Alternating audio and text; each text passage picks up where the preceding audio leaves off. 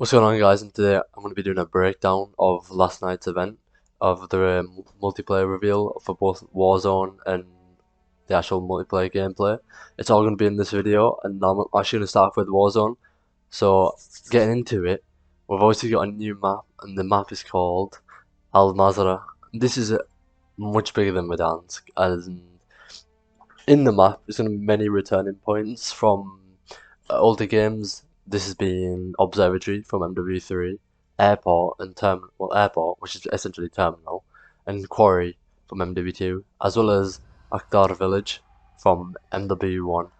So as you see in the picture before, this map is very big. It has many different features.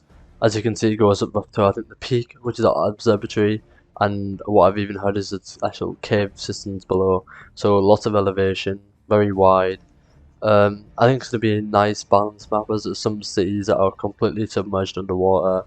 Some of them are obviously like actual big cities like Al Mazrah City and airport, and obviously a fortress is a bit of an island. So there's going to be lots of different types of gameplay, exactly what you want from a BR, and you'll never, every experience is different. So we'll only know when we actually get on our hands on the map on November the 16th, but I think we're in for a killer map here. As you can see, the map is much bigger than Warzone 2.0, but that means you need ways of getting across the map easier, and they've actually brought this to us with many vehicles. So we have like boats to go through, obviously, the water. We have like different types of cars, buggies, and jeeps. We have, I think, APCs is what I'm going to go with, but there might be tanks, but I've not actually seen it yet. But there's definitely different types of helicopters as well. So you can get like a base helicopter where you can bring your full team on. The ones we had in Warzone 1 and stuff like that. However, there is a catch to all these vehicles, which is, and I can't believe they did this, fuel. So, as it wasn't bad enough in real life, where we have to buy petrol, they've now had to make us get petrol in game. So, when you're flying around or driving around, your fuel will slowly go down and you have to go to a petrol station to refuel it, which is, we'll have to see how that goes, but I feel like you have essentially maybe campers at petrol stations now, where they're just going to be waiting for you to refuel. But, I mean, that we'll see how that goes, but one good thing they definitely did here is you can now repair damaged vehicles. So if you're like getting your tires can get shot out, you can rebuild it, so you don't have to, you can stick with one car essentially, as long as you have the fuel.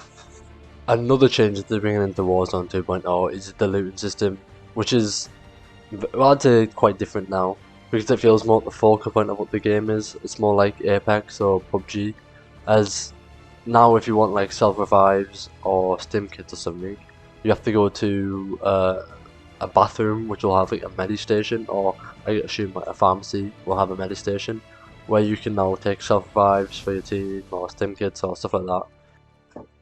As well as finding stim kits and self-revives in a bathroom, you can find your actual loot in chairs and shelves now. So they've actually spread it across the actual buildings instead of just loot crates. So loot crates are not gone, they're still here, but they'll have smaller stuff in it now. It won't hold all your items, and you'll find more loot across the floor. So I think the looting system has definitely been improved, but I think one huge change they made in this game is the armor system, which I'll now get onto. So the armor system has slightly changed now, as you can pick up different types of armor variants, like in Apex. This allows you to apply different amounts of plates, depending on which variant you have. As you can see, thanks to Westie's gameplay, link in the description, the blue variant is where you can only apply 2 plates, but if you have the purple variant, you can apply 3 plates. So this obviously puts more emphasis on the looting now, and making sure you actually get better loot, and probably means there's more RNG in the game now. With more RNG in the game, basically means that it's going to be more luck based and things need to go your way. It's actually going to make the game harder and probably more fun, actually. More like I said, a battle royale. So I think that's what Warzone's trying to do. They're trying to go away from what made I'd say Warzone quite unique, in the sense that you had loadouts and like it was all more like focused, but now it's more RNG, more battle royale. Biggest change that is coming to Warzone 2.0 is the circle, and it works quite differently now. So basically, before you'd have one big circle, as you can see on the screen, that slowly gets smaller and smaller and smaller, and until you have no circle left.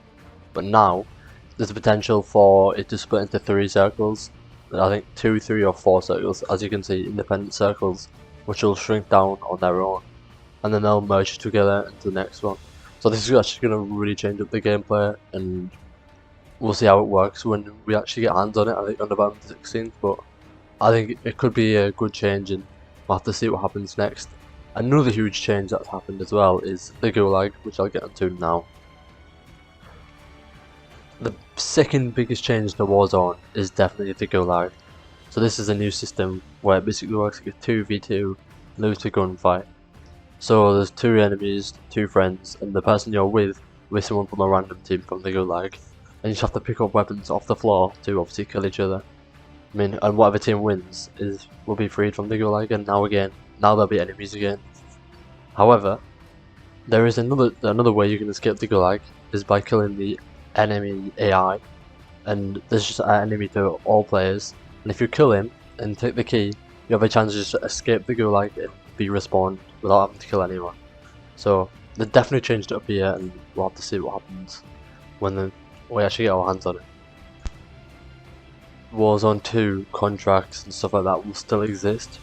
However, there's a new addition to these like contracts being added called strongholds. And these are basically I'd say bot bases where there's like loads of AI in there, where the players or your squad will have to go in and kill the stronghold to get some better loot and potentially your loadout. Because now to get a loadout, you can't go to a buy station anymore. You have to like go to these strongholds to kill people. However, there's also something called a black site in a stronghold, which I'm not sure what it is yet, but I think we'll find more out on it soon. To Warzone, they're creating a new game mode called DMZ. So basically, this is the sandbox experience where you can complete your goal and choose whenever you want to extract. However, not much is actually being said about this, so time will tell, and we'll have to see wait for more leaks and when the game comes out as well. One of the huge new changes coming to Warzone 2.0 and MW2 is the Gunsmith System. And basically, the Gunsmith System works on a family tree system.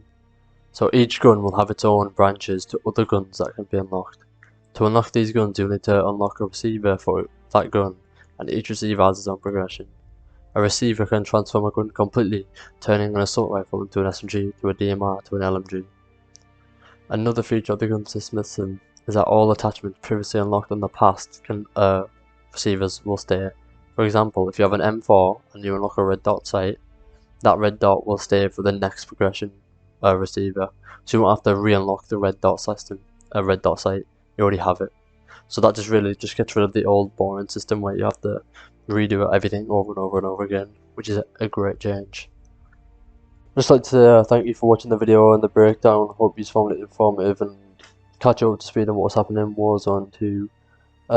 Hopefully you like and subscribe and enjoy the video, and hopefully I'll see you in the next one as well, and I'll see you later.